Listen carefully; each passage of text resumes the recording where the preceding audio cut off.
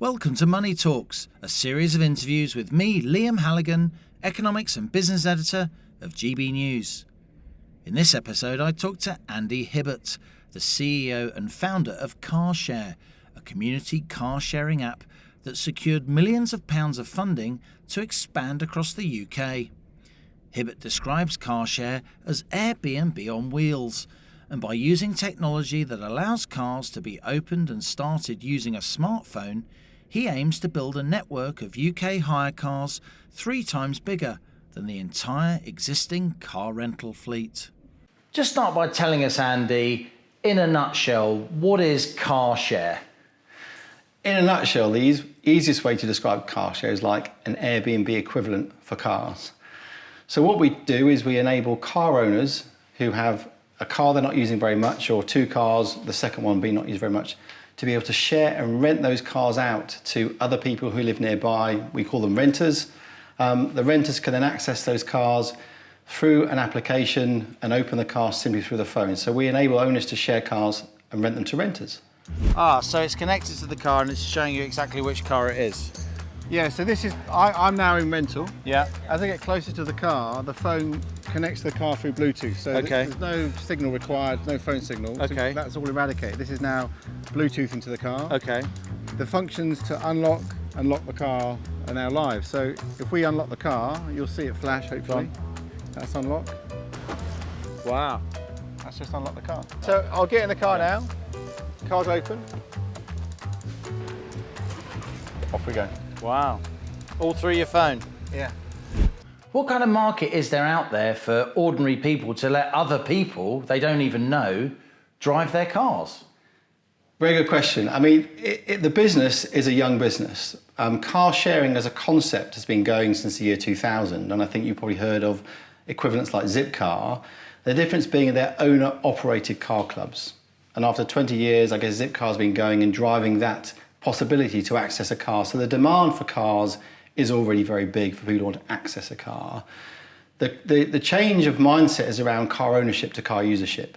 And I think it's based on the simple fact that cars are used 4% of their life, and so have a vast amount of time when they're sat on our streets and driveways just gathering dust. So Zipcar, the company itself owns the cars, but for Karshare, the punters, ordinary people, still own the cars. Exactly right. So in the UK, there are 32 million privately owned cars in the UK. I think to put it in perspective, Zipcar possibly have a fleet of 4,000 cars in the UK. Wow. So 32 million cars used 4% of the time is a huge opportunity to make owners aware that they can now, in a really secure platform, share their cars to make money and help other people in their community nearby. And what percentage of that 32 million do you think you can convince to rent out their cars on a kind of piecemeal basis via your platform? Well, I think our beliefs are based on our experiences. So the business started slightly differently under a different name called Car on Away, where we were sharing cars at airports. So owners would turn up, leave their cars with us parked. We then clean them, rent them, and give them back after their holiday with cash in the bank, nice clean car. And we were doing that at Gatwick Airport and Bristol Airport as the first phase of the business. So rather than paying to park your car would earn you money as you went off on your holidays? The car would earn you money, could even pay for your holiday, depends on Wow. where you go to. At that point, particularly at Gatwick, we've been going for about almost 2 years. We were already getting 2% of the people who were parking at Gatwick who saw our option to basically park and rent their car out to do that. So imagine across the UK, 2% of the population of car owners. It's broadly about 600,000 cars that could be shared through a community car sharing scheme like Karshare. That's absolutely massive. 600,000 potential cars, the share of privately owned cars that may be willing to come onto your platform. How does that compare to the likes of Avis, Economy, the other big Hertz, the rental companies? I think we don't know the full size and shape of those fleets, but from information we do have from different companies, Euromonitor for example, we can see the fleet across the UK is broadly around 200,000 cars that those car rental companies collectively own.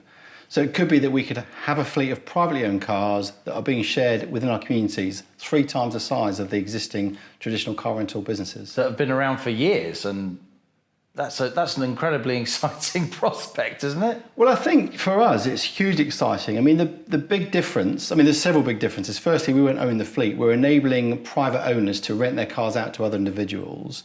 But more importantly, those cars are located in where those people live. So it's super local for people who walk out of their street, search on their app to find a car, and they can walk 2 or 3 streets away to basically open a car with a phone, access it and drive away. Rather than going to an airport or an industrial estate on the edge of town to pick up a rental car as we're used to now. Yes, I mean, the question is what are people used to? So I think experiences differ, but you definitely have to go to a place to pick up the car, and you might be waiting for an hour in a queue and getting to a counter where there are other things they will sell you, whereas this is literally search, look, book, I've done it, walk up to it, you're in the car on your way within 5 minutes. There's no counters, nothing. Andy, I've got so many questions. You mentioned the app. We need to talk about the technology. We need to talk about how people access the car, because what do they knock on your door and get the key? And we need to talk about insurance as well. So let's start with the technology. So this is basically an app on your phone. What happens then? So we've built the application, just an app, as you say. So I guess there's 2 different routes. There's an owner who goes through the process of onboarding their car, and a renter who goes through the process of finding, searching and booking a car. Very simply for owners, they load their cars up on the platform. They can see whether they meet the criteria, so less than 13 years old, less than 100,000 miles on the clock. And then they have to book in what we call a keyless installation. Okay. So in essence, we make those cars accessible without using a physical key. And how do you do that? We take the spare key. We then use that spare key and build a little box, which we then... Oh, you take the transponder out the spare key? We do. Because keys have a lot of electronics in them these days, don't they? Yeah, so the bit that you blip and the car goes, opens, we take that transponder and put it into a black box that we then put back into the car. So that technology then enables that car to be accessed with an electronic key, which is what we hold in our application. So they're all fully encrypted. Once it's booked, only that phone can make that car open. So that's how essentially owners set their cars up through keyless technology. So what the beautiful thing is for those owners is their cars can be rented from their streets or driveways when they're in their office, when they're away from home, or even just pop into the shops in Sainsbury's. The worst thing is you get a booking, you're out, and you can't accept it because you're not there to give the key.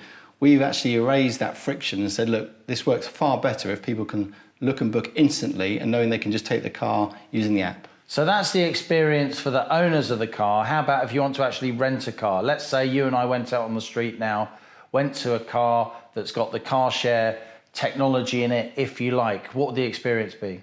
So for renters, they also have to sign up on the platform. Very simple process. Get your driving licence, load your driving licence up and your personal details. The application then goes off and checks all those things for you. So it checks the authenticity of the licence, it checks how many points are on your licence. We don't allow renters to rent on our platform if they have over 3 points. So once those things are all clear, then you're on the platform, you're signed up, you're ready to rent. You can then simply make a booking on the app. That could be literally 2-3 minutes later. You then have the booking confirmed. You walk up to the car. Once you've located it, there's a map function that says find the car, helps you steer straight to where the car is parked. So it's not on a street outside a house number. It's literally will guide you straight to the car because of the tech in the car. Once you're there, simple facial recognition so we can make sure that you are the renter that matches the license. Once that's confirmed, the car will unlock and you can then begin your rental. And you can literally use your smartphone then to access, find the car, enter the car, start the car. You can lock it, unlock it, enable the car. Once you're in the car, let's just say it's a push button start stop car. Once that car is enabled through the application, you just drive it using the push button start stop. Okay. Once you stop, come out the car, use the app to lock the car is secure. You can then do your shopping or go and visit your friends and relatives. So the access in and out of the car is all through the app. And then once you're in the car, you use the functions like the push button start stop. Now, I'm just doing some numbers in my head. If you've got 600,000 cars and car owners are earning like, what, a couple of £100 a month on average? What does your modelling show? We promote the fact that car owners can earn on average up to £500 a month. Okay. And that's based on about 15 days a month they're renting their cars out. And obviously there are different prices for different types of cars. That's the average. Some owners are earning a lot more, some owners are earning less, but that's about £500 a month. So I guess £6,000 a year per car could be could be driven as value for those owners. So if you're doing 600,000 people earning £6,000 a year, that's 3.5 billion quid. That's a lot of money that people are earning off your platform. We've got a long way to go till we get there, but that's the opportunity of the business. I think and that's after your charges, right? Yeah, that's after we take our charges to help run the platform and the insurance, of course, on top of that. And what's really important is that is money that's going back into the community. We call it social return, but renters are renting from local people who are lending out their cars, sharing their cars, renting their cars out. So all that money goes straight back into the community, which we're really proud about, because obviously that's where you want the money. Then they can spend it locally, or they can do other things with that money. So that's the economics, I guess. That's the big opportunity. That's just in the UK. And you said there that number is based on 15 days rental a month. That's actually quite a low share, isn't it? Given that most cars on average are only used 4% of the time. Yeah, I mean, that's a quite small C conservative estimate, isn't it? Just half the time. It's a realistic estimate. 30 days in a month. Yeah, the realism is that sometimes the 4%ers could be half an hour each day doing something. You know, I could be travelling to work with my car for half an hour. Going to a hospital appointment and back or something like that. Exactly, but we know from experience that when we onboard owners, they understand the relationship they have with their car and they know how much availability they have, and that's why it's important we understand that together. So on average, I think the cars on our platform are probably about 23, 24 days available each month. It's a key characteristic, so we know that there are plenty of cars available a lot of the time for renters who want to see what's available when they need it. I know you're also very keen to stress the environmental implications of what you're trying to do here with Karshare. Yeah, I mean, there's a lot of environmental kind of positioning for the business such as ours. I mean, the most easiest one to sort of explain is that, and this isn't just our own survey, this is surveys done with Como UK, which is like the car sharing charity body for the UK businesses like ourselves. They've proven that for every one car shared, it can take up to 10 others off the road, which means that 10 other cars don't need to be produced or replaced if others are saying, look, I seldom use my car. Do you know what? I don't want to replace it with another vehicle. I'm going to use a car sharing scheme like Karshare to access cars when I need them.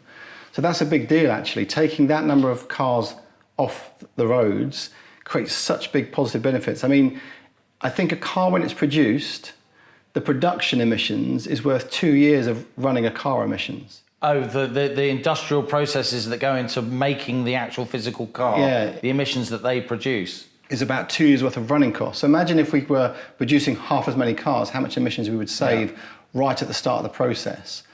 The other great thing, of course, is that when cars are shared, the people that use them, that rent them, do it because they're purpose-driven. They don't pop to the shops and therefore hire a car to go to Sainsbury's 10 minutes. They do proper activity, seeing things, seeing people, seeing places. So it reduces that short number of trips, which is really positive. The other aspect is the more cars we can take off our streets because of that, lack of replacement, people sharing more and people accessing more, there is more space on our streets. In some cities, congestion can be 25% or 25% of the congestion can be caused by the lack of a parking space. We're driving around for 20 minutes trying to find a place to park your car. With less cars in the future on our streets, much easier to find a space, that congestion eases and the pollution eases. Now, you're rolling the business out now. You're active in Bristol, in London, in Coventry, in Birmingham, among other places, Andy. But it must have been a really big job to set up this platform, to talk to DVLA, the licensing authorities, to talk to the insurers. I mean, crikey, must have been tough. I think everything is hard that we do. I mean, insurance is probably arguably the most difficult part of the business to have secured. You're saying to the insurers, right, we don't know who's going to drive these cars, we don't know what age they're going to be, and we don't know what cars they're going to be driving. I mean, how do you ensure that? We've worked a very smart system in collaboration with our insurers. So we understand that insurance is a big part of enabling the business. And of course, like you say, who's going to drive the car, what car is it, and how far, and how is it going to be driven? So we said from the start, look, when we build this business, we're going to make sure that we can see how the cars are being driven by putting like a Fitbit into the car. So we can monitor the driver behaviour. And it's not like a police monitor or you're driving bad. It's like, here's how you are driving, here's how you can drive better. So cornering, speeding, braking, even driver distraction, which is text messaging on your phone, we can help people understand what they're doing and how they could be better. Hold on, so because you're inside people's phones, if you like, and because they're linked to the transponder of the car, you can tell how they're driving, you can tell if they're texting when they're at the lights or even when they're going along, you can tell where they've driven, you can tell how they've driven, and so you get a real profile of the kind of renter that is using your service, and I suppose you can exclude them from future rentals, right, if you don't like how they're driving. Yeah, I mean, I would say 99.9% of the time, the people driving love getting a score. You know, it's like, you get a score, how can I do better? Just like you get a score when you rent from Airbnb, right? Or when you rent out on Airbnb. You get a rating, and everyone wants to get the best rating. So people clean those houses after they've been in them for a week to make sure the owners say, or the hosts say, the guests were wonderful. Same for driving a car. We'd say, look, in texting, for example, we say to renters, look, those that are doing it, stop, because actually if you are stopped by the police, there's an instant 6-point penalty on your licence. You don't want that to happen, which means you can never rent a car again. So actually it's all about being safe and being aware, and the renters being conscientious, and they love it. I mean, we've always said if someone doesn't want to be tracked on our platform that way, then we're happy they go and rent somewhere else, because they're obviously not feeling they can rent a car and be conscientious about it. So we're happy they don't rent through us, but for those that do, we're really happy that we want to provide a score. In the future, so this isn't live now, but we will reward great behaviour by giving renters discounts who continue to show us they can drive brilliantly. I mean, those are the rewards we want to do. And I think we've never seen a rental company before reward drivers for their behaviour, ever. So we want to be the first that does it globally, to say we want to recognise great behaviour, and actually our community who are really community-minded, because they're driving well, we want to give you some discounts because we really appreciate you're taking care of the cars. Now, the business is new in its current format, Karshare. There was a previous business that you were involved with. Tell us what happened, how the business was going, and then what COVID did to the business. So we launched the business with a different name called Car and Away. Car and Away was just... And that was in, what, November 2017. Yeah. We had some wonderful partners. So Gatwick Airport backed the business. The principle of Gatwick backing the business with us was that they love to innovate. They're big innovators there. They love the concept of giving their customers an alternative to parking and an alternative to renting. And actually, ultimately, Gatwick, like all airports, have capacity constraints. So if you think about the model, when we rent cars out at airports, we create space. So we can build like a virtual car park. So we clear the car parks with renting cars out, they can resell the space. So they were very forward thinking and thought, we want to do that. So we launched that business with Gatwick. And over the course of several years, we added, in September the following year, Bristol Airport. And then we were talking to many other UK airports and up to 15 European airports. And this was probably in November 2019. Come February 2020, we'd reached that 2% mark with Gatwick. So we now knew that we had a business that was scaling at the airport. So 2% of people parking at Gatwick were parking with you and renting their cars out? Yeah, just for clarity, 2% of people who are parking who saw our offer. Oh, I see. The difference is that we wouldn't sell our parking to 1, 2, 3 day parking customers. I see. So there are a lot of people who do short trips. Yeah. We need a certain amount of time to be able to process the car and rent it out and clean it back. So it was 2% of the people that saw our product on the website were booking, which is phenomenal. It's like 1 in 50 saying, I'm happy to trust Car on Away to share my car. And I think it was driven and born out of the fact that our Trustpilot scores were evidently very high. I think 4.9 out of 5, almost 1,000 customers had written in and said, this service is unbelievable. We made parking really exciting, and we made rental... And lucrative, by the way. Well, lucrative for owners, but the other aspect of it, of course, is for rental customers. You know, a rental customer, as we mentioned at an airport, they might have to join a queue, they might be sold extras, and the biggest thing about car rental is you always get this car or similar. Yeah. And we said, that's ridiculous. You know, why can't we just give this car to that person? So we made sure we fixed that problem and said, whatever you book, you get. Because all people had to do, if they turn up at an airport, they want to rent a car, they just get on the app. And it's easy peasy, right? We weren't on the app then. So we were renting through another great platform called rentalcars.com. I suppose they're the biggest global aggregator of car rentals. So Avis, Hertz, Europcar, all the traditional car rental companies are there. But they were convinced that our business had a place to be in there. So all of a sudden you'd see Liam's car, and it said Liam's Vauxhall Astra, let's say. Get whatever car you've got. But the point being, it's your car. It's not this car or similar. And after the first initial renters came on and tried the service, some said it's too good to be true, but they tried it and said it really does work. We walk up to the car, it's the car I've booked, we check it and we're away in 10 minutes, guaranteed every time. There was no queue, no counter, just our lovely team and the car, and off you go.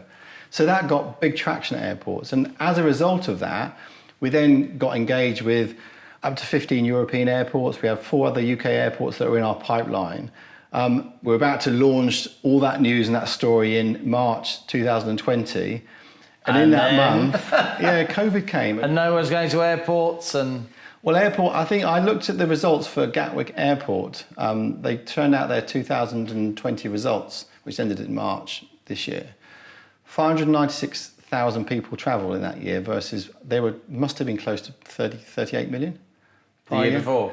Yeah, 2019. Yeah, so it's astonishing. It's a fraction. And, airports have suffered tremendously. So post-COVID, the business has basically pivoted. You're still interested in the airport model, but you've now gone to the home model, given that COVID highlighted to you just how often cars are just sitting there doing nothing outside people's homes, right? I think COVID exacerbated to owners because everyone was at home. The sunk cost of a car doing nothing. And people who had started working at home even now, there's still half the people still working from home. That's right. They're now staring outside the window of a car. They've got a lot of capital tied up in the car. It's the second biggest thing after the house, right? And that costs on average £5,000 a year to own. Yeah. And it's literally parked on my driveway. So that penny dropped for many owners. I thought, this is crazy. I'm at home more. I can see my car's not being used much at all. I know I can do good for the planet, I can do great for the community, and I could earn myself up to £500 a month. Why wouldn't I? Just in the last 10 minutes, Andy, we've talked about the business in some detail. It sounds like an incredible vision. Where is the business at now financially, and where do you think it could end up? We've just closed a round, so we just got of new funding. New funding, yeah. You've raised £3 billion. You've just raised £3 million, right? £3 million, yeah. So we managed to survive COVID with the previous investment, which meant that we still built a lot of the technology that you've talked about and asked about. We're now going through that easing, so we're coming out at the end of COVID, we all hope, but we can see it's moving in the right direction. So we're in a growth phase. So this funding we've just received is to give us that next phase of growth. So that'll take us through till kind of like spring and beyond next year. At that point, we'll need to get fundraising again, but we're proving now that we've got a growth business that we can scale. When it comes to that proof of the pudding, we believe we can get some institutional investment in the next round, which will then take the... That's the big insurance companies, the pension funds, the big guys, basically, rather than the angel investors. Yeah, we've got some incredible angel investors that have been with us even since the first round in May 2000. These are people who are adventurous, they put in small amounts of money just to dabble. I think, yeah, small amounts of money, 25,000 is a lot of money, but that's there. But the big investors we've had have been a Juvo Syndicate, which is a collective of investors. They put in 1.3 million several years ago. This round was a great round again. A lot of investors followed their money, but we had a new investor, Nigel Ray. Oh, the owner of Saracens Rugby Club, right? Yeah, he's very passionate about the kind of sustainability of this model and actually the whole... And the environmental side. Massively. He's a great supporter and he actually sends a lot of very helpful insights to us to consider. But he's driven that way, and that was a big investment for Nigel. And we love the fact he's on the board now, advising us on how we grow the business. So we've got a great number of supporters and investors in the business. But I think the next stage, we probably look for a venture capital kind of business that will come in. It depends really. Some angel investors have bigger ticket sizes, bigger sizes of investments they would deploy. But we're in a good shape. We're growing the business right now, and we're fortunate that we're coming through that part of COVID, which allows us to expand and gets people to share more cars and those happy to rent cars that need them. And just put Karshare in the bigger picture, Andy, if you will, of how tech is being used to disrupt regular, long-standing businesses, in your case, car rental, and where the UK kind of sits in terms of the global picture here. How good are we at this kind of stuff? Okay, so I'm trying to be non-biased here. There are other car sharing platforms like ours that have been around for a decade or more. So there's a big one in America called Turo, there's another big one in America called Getaround, there's one in the UK which is a UK startup called Hirecar. They all share cars really well and built brands, but no one has actually built a brand that becomes synonymous with car sharing, like Airbnb is for us to use and access accommodation on holiday. We want to become that brand by building essentially the best community car sharing platform globally. So no one's got that mantle. There are some much bigger than us, without a doubt. The difference is that we have used and seen how those businesses have worked and decided that the way to do this is with keyless technology. Take the friction out of the process and only have cars accessed through a phone, through keyless technology. And that is unique to you, right? We're the only platform, so we can see, that only has that configuration. Those platforms do have keyless technology, no doubt about it, but they don't make it mandatory. We've made it mandatory because we know that there's friction with a key. Where there's hassle for both sides. Everybody, because we know that owners don't want to be wedded to their cars. We want owners to share their cars and feel really secure with the platform they're sharing it with, which is why we do the telematics, the facial checks for renters. All those things are part of the owner assurances they need to trust us with their cars. Others, decide to do it with a key, but we know that those rentals that take place, they can be rejected. So if there's a key and I want the car, I have to wait for a period of time for you to say yes or no. And if there's a no, there's no certainty for me. It's like calling up an Uber, on your phone and no one responds. Yeah. You wouldn't use it very often. Yeah, that's right. So we're trying to make it instant book, an on-demand platform, just like Uber effectively. So you can walk up and find a car where you need it, when you need it. We call it like a garage of cars in your pocket. On your street, you've got a van, a hatchback, a saloon, an estate, an SUV. So when do I need a van? Occasionally. Right, here's one there. Most of us own a car and one car does everything. We hear about Chelsea tractors in London because they have a family car to go to the Lake District. They drive their children to and from school every day in. I know that's what has happened because of where we are, but we want to change that. So look, here's a car for every occasion. Rather than own one car, why don't you have access to hundreds? And you choose what you need for the right reason you need it. Final question, Andy. Why are you an entrepreneur? Well, I've never called myself an entrepreneur. Why do I want to do this? Yeah. I love disruption, and I like challenging the norm, effectively. I think there's a big opportunity here to do a lot of great things and for a community to be enabled to do that. We are the enabler, but I really think there's such an opportunity here to change the mindsets of people away from single-use ownership to usership. And it excites me. We've got a great team. We're 34 people in the team now who all believe the same way, very passionate about making a success of this, but it's about creating something different for people that's easy to use, that is disrupting the norm for people. And sometimes it's a mindset shift. For traditional car rental, it's like, here's a different alternative, a car on your doorstep without a queue and get the exact car. That to me is really exciting. I mean, the other thing is service. Think about service and car rental and all the things you can not achieve. When was the first time the car rental business said to you, what radio stations do you want me to put in your car? I'll preset it for you. On a peer-to-peer, person-to-person business like ours, that's possible every day, every time.